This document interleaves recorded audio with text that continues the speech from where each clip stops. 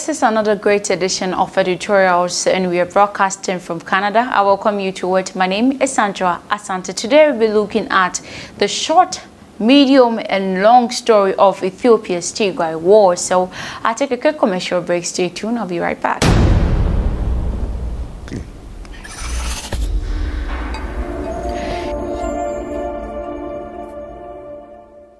You're welcome back from the break. Thank you so much for staying with me. Let's get to business. The conflict between the government of Ethiopia and forces in its northern Tigray region has thrown the country into turmoil. Fighting has been going on since November 2020, destabilizing the populous country in the Horn of Africa, leaving thousands of people dead, with 350,000 others living in famine condition. Eritrean soldiers are also fighting in Tigray for the Ethiopian government. All sides had been accused of atrocities. A power struggle, an election, and a push for political reform are among several factors that led to the crisis. In simple chunks of 100, 300, and 500 words, we are going to explain how and why the war started. The conflict started on 4th of November when Ethiopian Prime Minister Abiy Ahmed ordered a military offensive against regional forces in Tigray. He said he did so in response to an attack on a military base housing government troops there. The escalation came after months of feuding between Mr. Abiy's government and the leaders of the Tigray's dominant political party. For almost 3 decades, the party was at the center of power before it was sidelined by Mr. Abiy, who took office in 2018 after anti-government protest. Mr. Abiy pursued reforms, but when the Tigray resisted, the political crisis erupted into war. The roots of this crisis can be traced to Ethiopian system of government. Since 1994, Ethiopia has had a federal system in which different ethnic groups control the affairs of the 10 regions. Remember that powerful party from Tigray. Well, this party, the Tigray People's Liberation Front, the TPLF, was influential in setting up this system.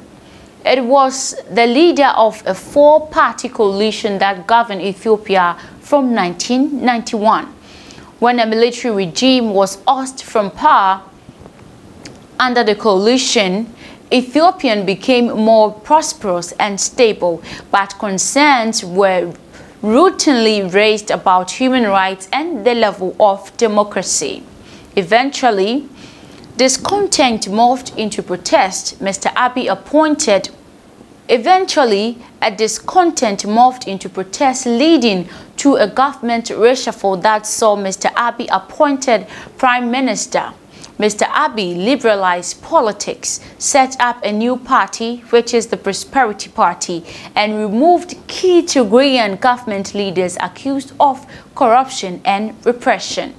Meanwhile, Mr. Abiy ended a long-standing territorial dispute in neighboring Eritrea, earning him the Peace Prize in 2019. These moves won by Mr. Abiy popular acclaim, but caused unease among critics in Tigray. Tigray's leader saw Mr. Abiy reforms as an attempt to centralize power and destroy Ethiopia's federal system. The feud came to a head in September, when Tigray defied the central government to hold its own regional election.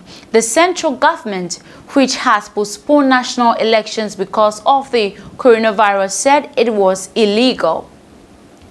The rift grew when the central government suspended funding for Tigray and cut ties with it in October. At that time, Tigray's administration said this amounted to a declaration of war.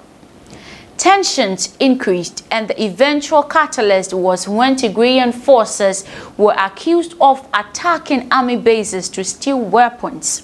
Mr. Abiy said Tigray has crossed a red line. The federal government is therefore forced into a military confrontation, he added.